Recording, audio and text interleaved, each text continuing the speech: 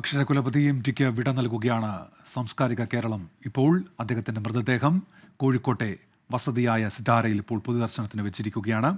ഔദ്യോഗികമായ ഒരു പൊതുദർശനം വേണ്ട എന്ന് എം.ടി പറയുന്നുണ്ട്. വൈകിട്ട് 5 മണിയോടെയായിരിക്കും സംസ്കാരം നടക്കുക.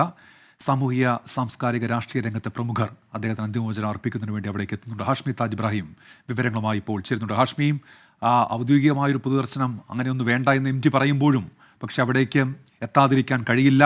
സാംസ്കാരിക കേരളത്തിന് അവിടേക്ക് എത്തിക്കൊണ്ടിരിക്കുന്ന ജനത അത് സാക്ഷ്യപ്പെടുത്തുന്നുണ്ട്. മുഖ്യമന്ത്രി എപ്പോഴാണ് എത്തുക? എന്തൊക്കെയാണ് മറ്റു വിവരങ്ങൾ ഹാഷ്മി?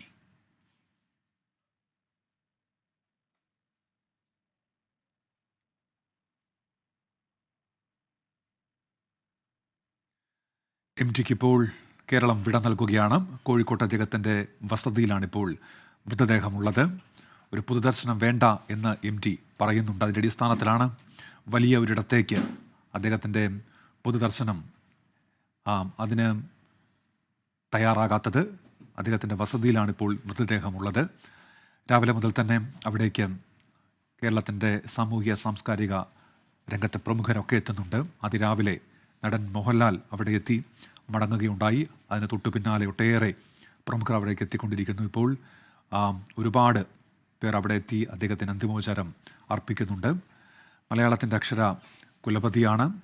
കാലത്തെ അതിജീവിക്കുന്ന എഴുത്തുകാരനാണ് എം.ടി എന്നുള്ള കാര്യത്തിൽ തർക്കമില്ല. അദ്ദേഹത്തിൻ്റെ കൃതികൾ, അതിലൂടെ അദ്ദേഹം മുന്നോട്ട് വെച്ച ജീവിത ദർശനം, അതൊക്കെ എല്ലാ കാലത്തും മലയാളി ഉള്ളിടത്തോളം കാലം അത് ഓർമ്മിക്കപ്പെടും. ആ നിലയ്ക്കാണ് അദ്ദേഹത്തെ എല്ലാവരും നോക്കിക്കാണുന്നത്, അനുസ്മരിക്കുന്നത്. എം.ടിയുടെ കൃതികൾ വിശ്വ സാഹിത്യത്തോട് കിടപിടിക്കുന്നതാണ്. മലയാള സാഹിത്യത്തെ അത്രത്തോളം ഉയർത്തിയ സാഹിത്യകാരനെന്ന് എം.ടിയെ പ്രമുഖരൊക്കെ അനുസ്മരിക്കുന്നുണ്ട്. അദ്ദേഹത്തിൻ്റെ ഭാഷാ പ്രയോഗങ്ങൾ, സവിശേഷമായ ഭാഷാ ശൈലി, കാൽപ്പനികമെന്ന് തോന്നിക്കുമ്പോൾ കൂടിയും അതിലൂടെ അദ്ദേഹം മുന്നോട്ട് വയ്ക്കുന്ന വലിയ ജീവിത ദർശനം, അങ്ങനെ ഇസങ്ങളിലൊക്കെ കുടുങ്ങിക്കിടക്കാതെ എല്ലാ കാലത്തും ഓർമ്മിക്കപ്പെടുന്ന എഴുത്തുകാരനായി എം.ടി മാറുന്നത്, അതിനെയൊക്കെ പ്രമുഖർ ഇതിനോടകം തന്നെ അനുസ്മരിച്ചിട്ടുണ്ട്. വലിയ ഒരു എഴുത്തുകാലമാണ് ഇല്ലാതാകുന്നത്. അദ്ദേഹത്തിൻ്റെ കൃതികൾ, അത് മുന്നോട്ട് വയ്ക്കുന്ന ജീവിത ദർശനം എല്ലാ കാലത്തും നിലനിൽക്കുക തന്നെ ചെയ്യും. മുഖ്യമന്ത്രി അല്പ സമയത്തിനകം അദ്ദേഹത്തിൻ്റെ വസതിയിലെത്തി അന്തിമോപചാരം അർപ്പിക്കും. വൈകിട്ട് മാവൂർ റോഡ് ശ്മശാനത്തിലാണ് ഈ സംസ്കാരം നടക്കുക. വീട്ടിൽ വെച്ചൊരു ഗാർഡ് ഓഫ് ഓണർ വേണ്ട എന്നതടക്കമുള്ള തീരുമാനങ്ങളിലേക്ക് സർക്കാർ എത്തുന്നുണ്ട്. ഒട്ടേറെ പ്രമുഖർ അവിടേക്ക് എത്തുന്നുണ്ട്. അദ്ദേഹത്തിൻ്റെ വിയോഗത്തിൽ അവർ അദ്ദേഹത്തെ അനുസ്മരിക്കുന്നുണ്ട്. അങ്ങനെ കേരളത്തിൻ്റെ സാമൂഹിക സാംസ്കാരിക പരിച്ഛേദം അതിപ്പോൾ കോഴിക്കോട്ടേക്ക് എത്തിക്കൊണ്ടിരിക്കുകയാണ്. എം.ടിയുടെ വസതിയിലേക്ക് എത്തിക്കൊണ്ടിരിക്കുകയാണ്. എം.ടിയുടെ കഥകൾ, അദ്ദേഹത്തിൻ്റെ നോവലുകൾ, തിരക്കഥകൾ, സംവിധായകനായ അദ്ദേഹം നമ്മളിലേക്ക് എത്തിച്ച സിനിമകൾ, അങ്ങനെ അതൊക്കെ മുന്നോട്ട് വെച്ച വലിയ ഒരാശയ ലോകമുണ്ട്. അതെല്ലാ കാലത്തും ഓർമ്മിക്കപ്പെടുന്ന ഒരാശയ ലോകമാണ്. അങ്ങനെ എം.ടി ഓർമ്മയാകുമ്പോൾ അദ്ദേഹത്തിൻ്റെ കൃതികൾ, അദ്ദേഹം ഇവിടെ അവശേഷിപ്പിച്ച സാഹിത്യ ലോകമെന്ന് പറയുന്നത് കൂടുതൽ ഉജ്ജ്വലമായി നമ്മുടെ മുൻപിൽ തിളങ്ങി നിൽക്കുന്നുണ്ട് എന്നുള്ളതാണ്. അതാണ് എം.ടി എല്ലാ കാലത്തും സ്മരിക്കപ്പെടുമെന്ന് പറയാൻ കാരണം. എഴുത്ത് ലോകമാണ്. അതിലൂടെ അദ്ദേഹം മുന്നോട്ട് വെച്ച ഭാവന സമ്പന്നമായ ലോകമുണ്ട്. അതോടൊപ്പം തന്നെ ജീവിത ദർശനമുണ്ട്. ഒട്ടേറെ കഥാപാത്രങ്ങളുണ്ട്. അവരിലൂടെ അദ്ദേഹം ഉയർത്തിക്കാണിച്ച ജീവിത സന്ദേശങ്ങളുണ്ട്. ഹാഷ്മി താജ് ഇബ്രാഹിം ഇപ്പോൾ വിവരങ്ങളുമായി ചേരുന്നുണ്ട് എം.ടിയുടെ വസതിയിൽ നിന്നും. ഹാഷ്മി, അവിടേക്ക് ഒട്ടനവധി ആളുകൾ എത്തിക്കൊണ്ടിരിക്കുന്നുണ്ട്. ഔദ്യോഗികമായൊരു പൊതുദർശനം എന്നുള്ള നിലയിൽ ഒന്നും വേണ്ട എന്ന് എം.ടി പറയുമ്പോൾ കൂടിയും അവിടേക്ക് എത്താതിരിക്കാൻ കഴിയില്ലല്ലോ കേരളത്തിന്, ഹാഷ്മി? ഉറപ്പായും ഉന്മേഷ്, നമ്മൾ നേരത്തെ പറഞ്ഞു വന്നത് കെ.ആർ. മീര നമ്മളോട് സംസാരിച്ച കുറിച്ചാണ്. കെ.ആർ. മീരയുടെ വാക്കുകൾ ഇങ്ങനെയായിരുന്നു. ഉന്മേഷ്, എം.ടി ആവേശ ഭാഷയാണ് എൻ്റേത് എന്ന് കെ.ആർ. മീര പറയുകയാണ്. അതുകൊണ്ട് തന്നെ അദ്ദേഹം നഷ്ടപ്പെട്ടു തോന്നുന്നില്ല. മാത്രമല്ല, എം.ടിയിൽ നിന്ന് ഒളിച്ചോടാൻ മലയാളിക്ക് ഒരിക്കലും സാധിക്കില്ല എന്ന് പറയുകയാണ്. ഇപ്പോൾ എം.ടി വാസുദേവൻ നായർ അദ്ദേഹത്തിൻ്റെ ആഗ്രഹപ്രകാരം പൊതുദർശനം വേണ്ട എന്ന് പറയുമ്പോൾ ഒരുപക്ഷെ അദ്ദേഹത്തിൻ്റെ ഉള്ളിൻ്റെ ഉള്ളിൽ അങ്ങനെ ഒരുപാട് പേർ വന്ന് കാണേണ്ടതൊന്നുമില്ല എന്ന് തന്നെ ആഗ്രഹം ഉണ്ടായിരുന്നിരിക്കാം. പക്ഷേ മലയാളിക്ക് അവരുടെ ഒരേ ഒരു എം ഡി ഒന്നേ ഉള്ളൂ. എം ഡി ഒരു നോക്ക് കാണാതിരിക്കാൻ മലയാളിക്ക് എന്തായാലും കഴിയില്ല. അത് ഇങ്ങോട്ടേക്ക് ഈ വഴിയിലേക്ക് ഈ സിതാര എന്ന് പറയുന്ന എം ഡിയുടെ വീട്ടിലേക്ക് നൂറുകണക്കിന് പേർ ഇങ്ങോട്ടേക്ക് ഒഴുകിയെത്തുകയാണ്. സാധാരണക്കാരുണ്ട്, എന്താണ് സമൂഹത്തിന് ഉന്നത ശ്രേണിയിലുള്ളവരുണ്ട്, മന്ത്രിമാരുണ്ട്, കലാകാരന്മാരുണ്ട്, എം ഡി വാസുദേവൻ ഒപ്പം പ്രവർത്തിച്ച സഹപ്രവർത്തകരുണ്ട്, അല്ലെങ്കിൽ അദ്ദേഹത്തിൻ്റെ സ്നേഹലാളന നേരിട്ട് അനുഭവിച്ചവരുണ്ട്. അങ്ങനെ അങ്ങനെ നൂറുകണക്കിന് പേർ അദ്ദേഹത്തെ ഒരു കാണാൻ വേണ്ടി ഇങ്ങോട്ടേക്ക് എത്തിച്ചേരുന്നു. ഉന്മേഷ്, ഒരു കാര്യം ഉറപ്പായും പറയാം, എം ഡി വാസുദേവൻ നായർ എന്ന് പറയുന്ന എം ഡി എന്ന് പറയുന്ന ആ ദ്വയാക്ഷരി 2 ഇംഗ്ലീഷ് അക്ഷരങ്ങളാണെങ്കിൽ കൂടിയും അത് മലയാളത്തിൻ്റെ പര്യായപദമാണ് എന്ന് ഇതിനോടകം തന്നെ പല പല പല പല ഓർമ്മക്കുറിപ്പുകളിലൂടെ നമ്മൾ കേൾക്കുകയാണ്. എം ഡിക്കൊപ്പം ഉണ്ടായിരുന്ന അല്ലെങ്കിൽ എം ഡിക്കൊപ്പം പ്രവർത്തിച്ച കാലങ്ങളെക്കുറിച്ച്, അല്ലെങ്കിൽ എം ഡിയുടെ ആ സാഹിത്യ ലോകത്ത് കൂടെ നടന്ന ആളുകളൊക്കെ എം ഡിയെ പറ്റി വാചാലമാകുന്നു. വ്യക്തിപരമായിട്ടുള്ള വലിയ ഒരുപാട് അനുഭവങ്ങൾ അവർ തുറന്നു പറയുക, ഒരുപാട് അനുഭവങ്ങൾ അവർ നമ്മളോട് പറയുന്നുണ്ട്.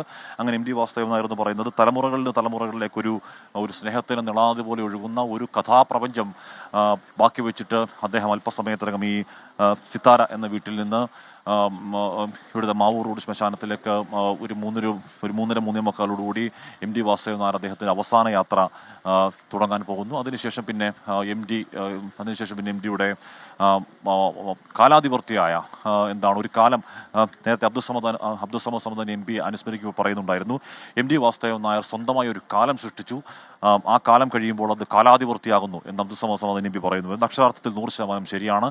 എം ഡിയുടേതൊരു കാലമായിരുന്നു. ഒരുപക്ഷെ ആർക്കും അത് പകരം വെക്കാൻ കഴിയാത്ത, അല്ലെങ്കിൽ റീപ്ലേസ് ചെയ്യാൻ കഴിയാത്ത ഒഴിഞ്ഞ് ശൂന്യമായ കസേര, ശൂന്യമായി തന്നെ കിടക്കുന്ന ഒരു കസേര. അതിനുശേഷം എം ഡി വാസുദേവൻ നായർ ബാക്കി വെച്ചിട്ട് പോയ ഈ കഥാപ്രപഞ്ചം ഒരുപക്ഷെ ചങ്ങമ്പുഴയുടെ ഒരു കവിതയിൽ ചങ്ങമ്പുഴ എന്ന് പറയുന്നത് പോലെ കഥയിൽ എം ഡി എന്ന് മലയാളിക്ക് നിസ്സംശയം ഉറപ്പായും പറയാം. എം ഡിയുടെ കാലത്ത് ജീവിച്ചിരുന്ന നമ്മളൊക്കെ ഭാഗ്യം ചെയ്തവരാണ് എന്ന് ഉന്മേഷ് ഉറപ്പായും നമുക്ക് പറയാം. എം ഡി വാസുദേവൻ നായർ അങ്ങനെ കാലാധിപത്യായ ഒരു മലയാളത്തിൻ്റെ ശീർഷകമായി ഇനി തുടർന്നുള്ള ദിവസങ്ങൾ അദ്ദേഹത്തിൻ്റെ രചനകളിലൂടെ ജീവിക്കാൻ പോകുന്നു. അത് കൂടുതൽ ജ്വലിക്കാൻ പോകുന്നതായിട്ടൊരു സംശയമുണ്ട്. ഉന്മേഷ് അത് പറയാനുള്ള കാരണം, നമ്മളോട് സംസാരിക്കുന്ന എല്ലാ ആൾക്കാരും ഇപ്പോൾ അല്പസമയം മുൻപാണ് അദ്ദേഹത്തിനൊപ്പം ദീർഘനാൾ പ്രവർത്തിച്ച കെ സി നാരായണൻ നമ്മളോട് സംസാരിച്ചത്, സാഹിത്യകാരൻ, എഴുത്തുകാരൻ.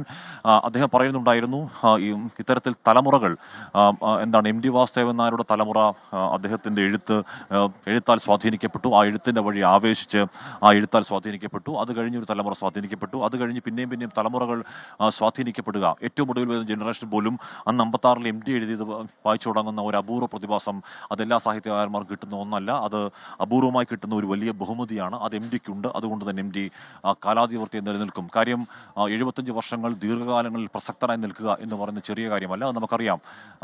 നമ്മുടെ കാലത്തെ പല സാഹിത്യകാരന്മാരും അവരവരുടെ ജീവിത കാലയളവിൽ തന്നെ എരിഞ്ഞൊടുങ്ങിയ ഒരുപടി ഉദാഹരണങ്ങൾ നമുക്ക് എടുത്ത് കാണിക്കാൻ കഴിയും. അക്കൂട്ടത്തിലാണ് ജീവിച്ചിരുന്ന ഓരോ ദിവസം എന്നോണം അദ്ദേഹം പ്രസക്തനായി. അദ്ദേഹം ഈ 7 പതിറ്റാണ്ടുകളിൽ അദ്ദേഹം നിറഞ്ഞു നിന്ന് അത് സാഹിത്യ സാംസ്കാരിക ലോകത്ത് ഇത്രത്തോളം മലയാളിയെ സ്വാധീനിച്ചൊരു എഴുത്തുകാരനുണ്ടെന്ന് ചോദിച്ചാൽ ഇല്ല എന്ന് തന്നെയാണ് മറുപടി. അതുമാത്രമല്ല, ഈ പറയുന്ന സാഹിത്യം എഴുതി അല്ലെങ്കിൽ ദന്തഗോപുരങ്ങളിൽ താമസിക്കുക എന്നതായിരുന്നില്ല എം ഡി വാസുദേവൻ നായരുടെ ശൈലി. മനുഷ്യൻ വേദനിക്കുന്ന അവസരങ്ങളിലൊക്കെ എം ഡിക്ക് വേദനിച്ചു. എപ്പോഴും ആ വേദന വാചികമായ ഒരു പ്രതികരണമായി പുറത്തേക്ക് വന്നില്ല കാര്യങ്ങൾ. പക്ഷേ അദ്ദേഹത്തിന് വല്ലാതെ വേദനിച്ചപ്പോൾ, ആ വേദന അദ്ദേഹത്തിന്റെ ഹൃദയത്തെ പൊള്ളിച്ചപ്പോൾ അത് പ്രതികരണമായി പുറത്തേക്ക് വന്നു. ആ പ്രതികരണങ്ങളൊക്കെ അതിരൂക്ഷമായ അതിനിശ്ചിതമായ പ്രതികരണങ്ങൾ തന്നെയായിരുന്നു. ഉന്മേഷ്, നമുക്ക് ഓർമ്മയുണ്ട്, അത് മുത്തങ്ങ വെടിവെപ്പിന്റെ കാലത്ത് ബത്തേരിയിൽ അന്ന് വെടിവെപ്പിൽ പരിക്കേറ്റ് കിടന്ന ആദിവാസികളെ കാണാൻ വേണ്ടി എം ഡി വാസുദേവൻ നായർ പോകുന്നുണ്ട്. അതിനുശേഷം അദ്ദേഹം രൂക്ഷമായി പ്രതികരിക്കുന്നുണ്ട് ആ മുത്തങ്ങ വെടിവെപ്പിന്റെ കാലത്ത്. അതിനുശേഷം നോട്ട് നിരോധന കാലത്തും സമാനമായ രീതിയിൽ രൂക്ഷമായ ഭാഷയിൽ മൂർച്ചയോടെ ഷാർപ്പായി പ്രതികരിക്കുന്നുണ്ട് എം ഡി വാസുദേവൻ നായർ. ഏറ്റവും അടുത്ത കാലത്തും നമ്മൾ പ്രമത്താധികാരത്തിനെതിരെയുള്ള ഒരു പ്രതികരണം നമ്മൾ കണ്ടു. പക്ഷേ എം ഡി വാസുദേവൻ നായരുടെ ആ പ്രതികരണങ്ങളെ രാഷ്ട്രീയ നേതൃത്വങ്ങൾ സവിനയം ഏറ്റെടുക്കുന്ന, അല്ലെങ്കിൽ സവിനയം അംഗീകരിക്കുന്ന കാഴ്ച നമ്മൾ കണ്ടതാണ്. സാധാരണഗതിയിൽ അത്തരത്തിൽ വിമർശനം ഉണ്ടാകുമ്പോൾ പ്രതികരിക്കാത്തതല്ല CPM. പക്ഷേ ആ വിമർശനത്തോട് മുഖ്യമന്ത്രി പിണറായി വിജയൻ ആവട്ടെ, CPM ആവട്ടെ, വിനയാനുതം പ്രതികരിക്കുന്ന കാഴ്ചയാണ് നമ്മൾ അന്ന് കണ്ടത്. അത് എം ഡി എന്ന് പറയുന്ന ആ തലപ്പൊക്കത്തിന്, ആ മഹാമേരുവിന് നാട് കൊടുക്കുന്ന ആദരത്തിന്റെ തെളിവ് കൂടിയാണ്. എം ഡിയുടെ വിമർശനത്തിലെ ആ മറുപടിയില്ലായ്മ, അല്ലെങ്കിൽ ആ മൗനം. അങ്ങനെ എം ഡി കാലാധിപത്യായ ഒരു നിമിഷം